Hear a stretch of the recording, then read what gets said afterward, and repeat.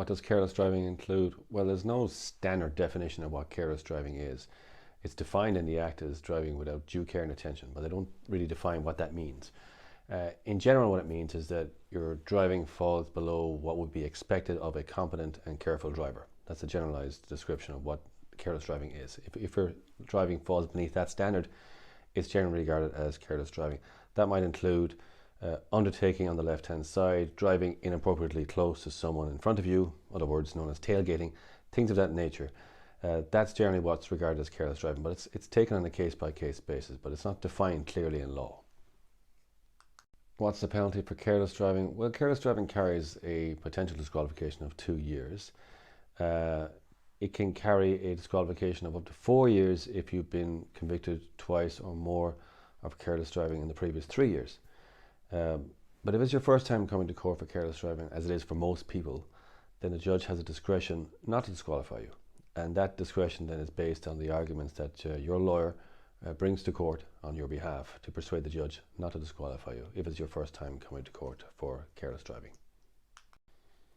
Is careless driving a criminal offence? Yeah, it is a criminal offence, but it's treated slightly differently to other types of offences.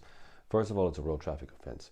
Secondly, it's not an offence that requires intention. The prosecution don't have to prove that you intended to drive in the way that you did.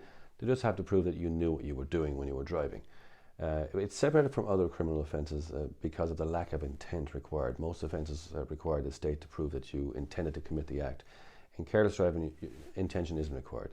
You can't commit theft unless you intended to steal. You can't commit deception unless you intended to deceive someone. You can't commit an assault unless you intended to assault them. But you can commit careless driving even if you didn't intend to drive carelessly. What's the difference between careless driving and dangerous driving?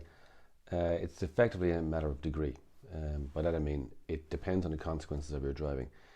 If your driving causes injury to a person or damage to property, it's very likely going to be elevated from one of careless driving to one of dangerous driving. So it depends on the consequences. That's pretty much it.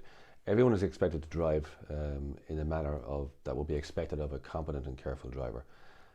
What careless driving is where your driving falls below the standard of a competent and careful driver.